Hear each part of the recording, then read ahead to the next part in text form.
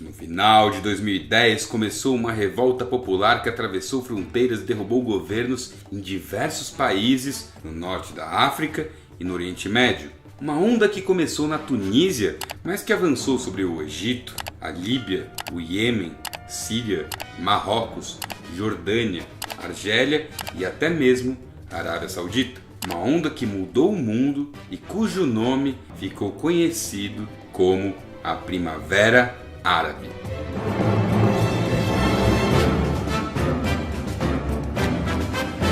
Muito bem, vamos começar a nossa jornada, é claro, pelo nome. Primavera designa uma espécie de florescer das democracias populares, uma alusão à Primavera dos Povos e à Primavera de Praga em 1968, com o diferencial que desta vez os protagonistas eram árabes, cuja organização fora possível pelo uso de redes sociais que não só tornaram a repercussão possível, mas como também tornaram a repressão consideravelmente mais difícil.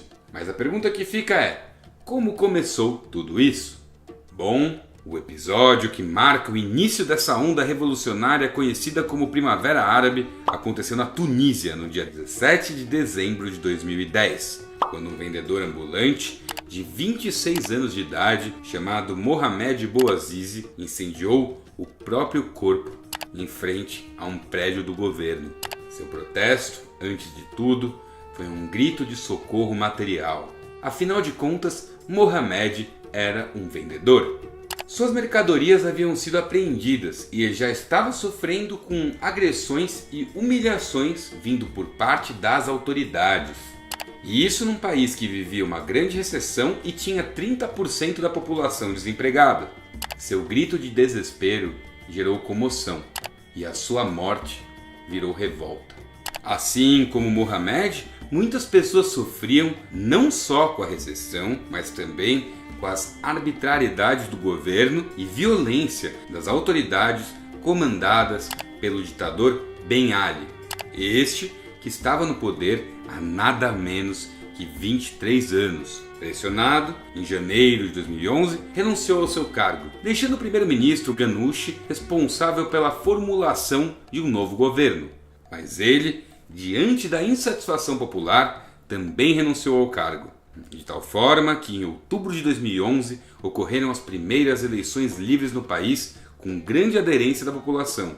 Na ocasião, foi escolhido que era hora de eleger uma Assembleia Constituinte. Em dezembro de 2011, Moncef Marzouki foi eleito presidente com 153 votos de 217 na Assembleia, ficando no cargo até 2014. Vale destacar que, hoje em dia, um pouco mais de 10 anos depois do começo das revoltas, a Tunísia acabou sendo o único caso de uma democracia que de fato se estabeleceu a partir da Primavera Árabe. Mas eu estou me adiantando aqui, vamos por partes. Fato é que este primeiro sucesso se alastrou pelo norte da África e pelo Oriente Médio, atingindo com maior ou menor intensidade dezenas de países.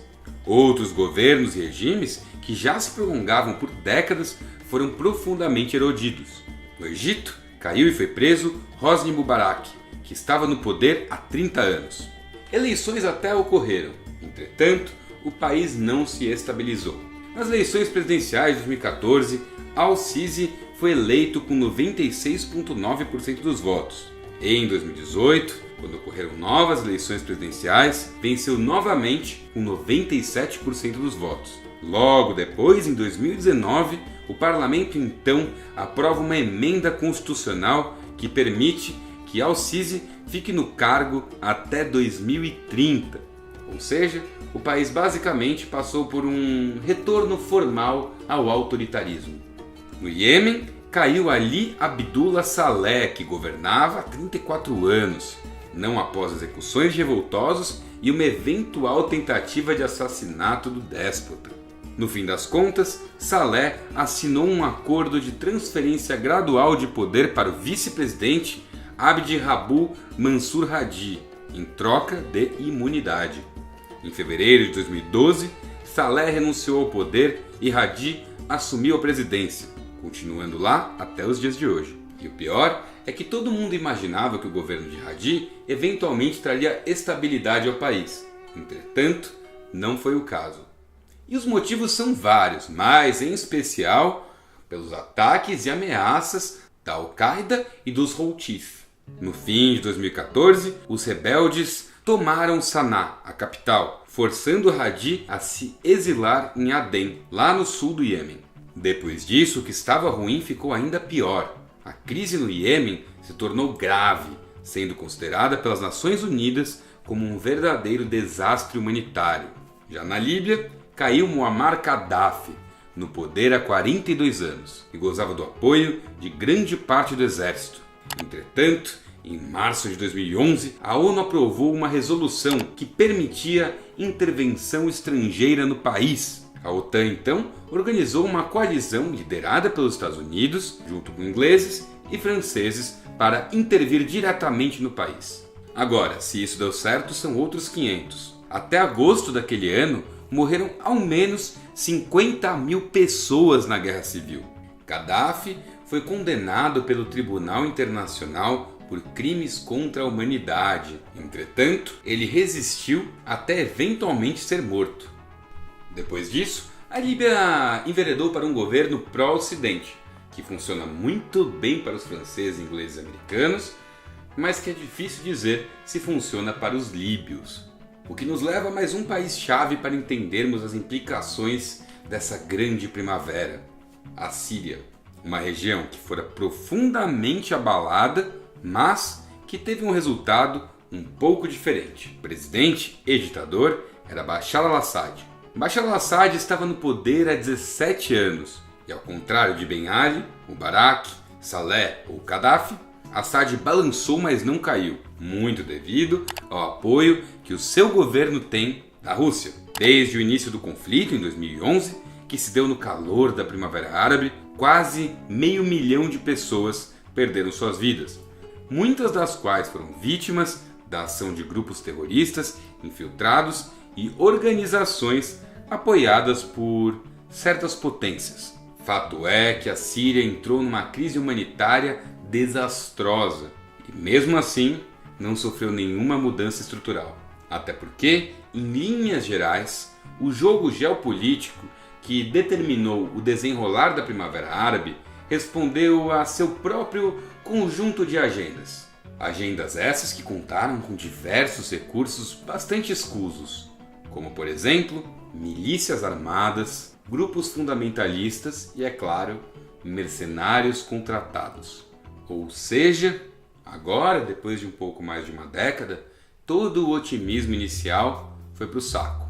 À exceção da Tunísia, que seguiu com eleições democráticas, o que se viu foi a ascensão de governos de coalizão antidemocráticos e militarizados, cujo objetivo é nada menos do que lucrar com essa região tão estratégica, ao custo de tragédias humanitárias. Refugiados espalharam-se pelo mundo, sofrendo preconceito e passando dificuldades.